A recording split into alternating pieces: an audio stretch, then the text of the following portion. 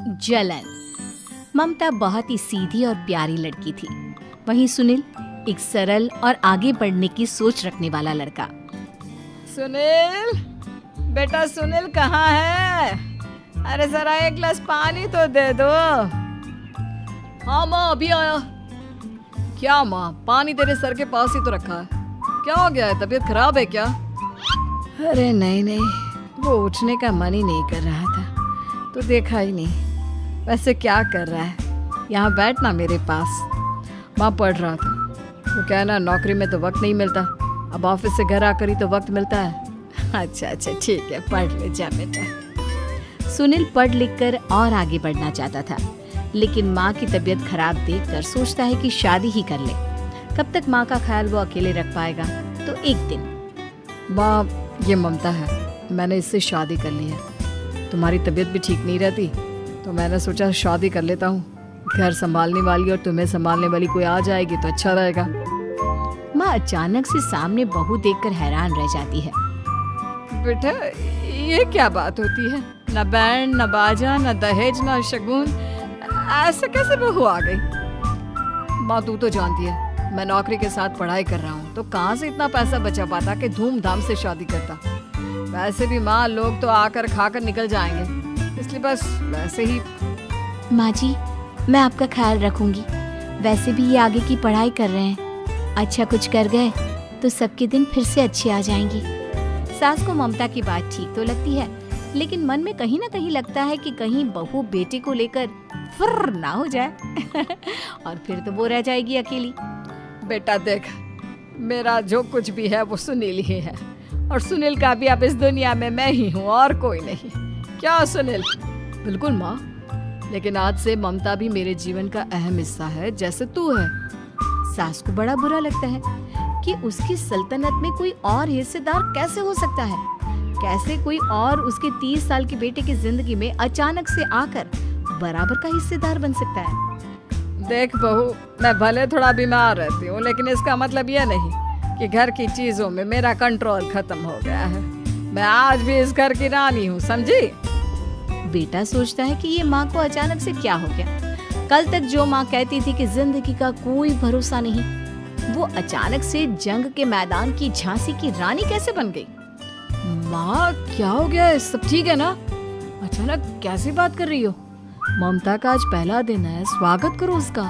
आसपास की आंटियों को बुलाओ, नई दुल्हन की मुंह दिखाए करवाओ। खैर, सास होने का फर्ज निभाती है और बाद में एक सहेली के साथ बाहर निकल जाती है। क्यों री बताया नहीं कि बेटे का ब्याह कर रही हो? वैसे तो सारा दिन हम ही में घुसी रहती हो।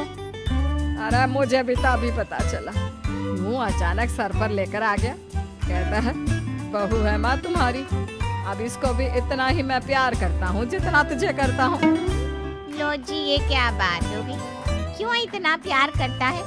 अरे माँ का प्यार तो ज्यादा होता है। अब उसको तो कोई दूसरा पति मिल सकता है, लेकिन तुम ही बताओ, क्या माँ की ममता किसी और की हो सकती है?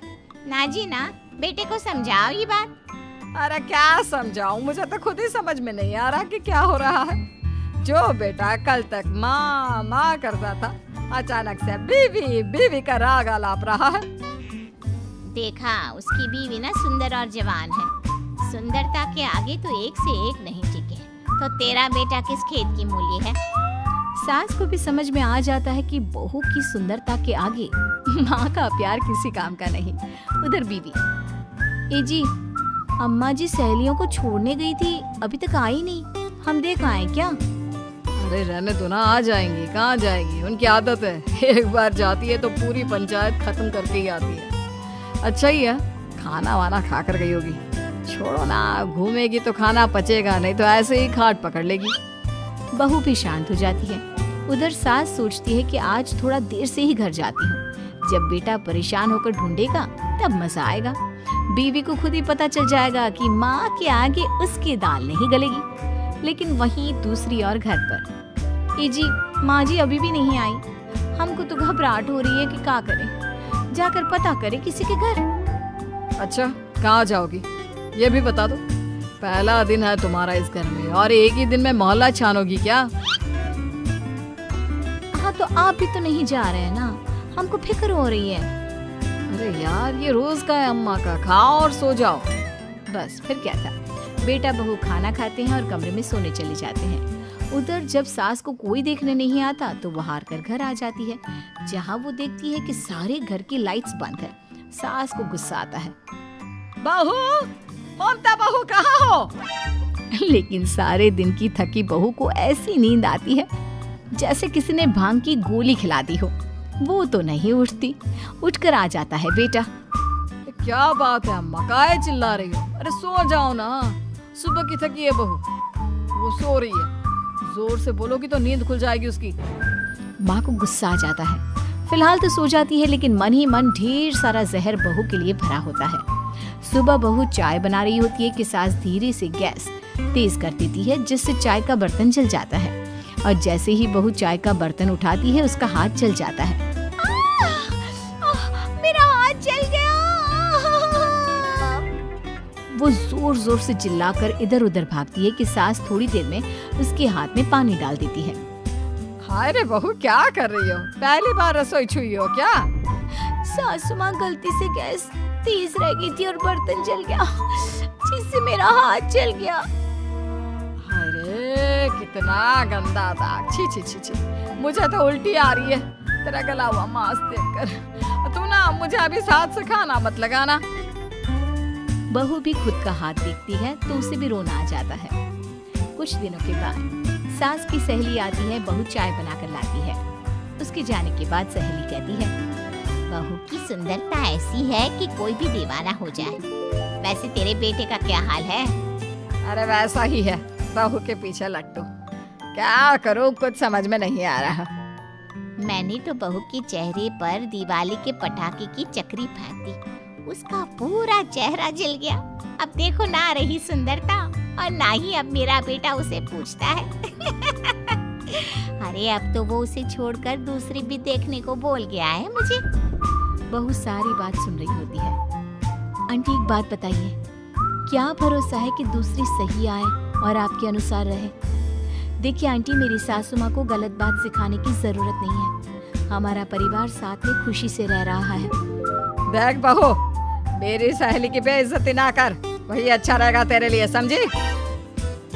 बहू नहीं मानती है। वो बार बार उनकी सहेली को घर से निकल जाने को कहती है। तभी सास की सहेली पास के चूल्हे से लकड़ी लाकर बहू के चेहरे पर लगा देती है। बहू जोर जोर से रोने लगती है।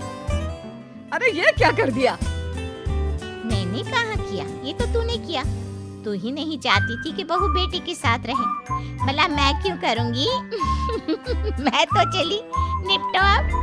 बहू रो रही होती है, दर्द से चिल्ला रही होती है, लेकिन सास उसे डॉक्टर के पास नहीं ले जाती।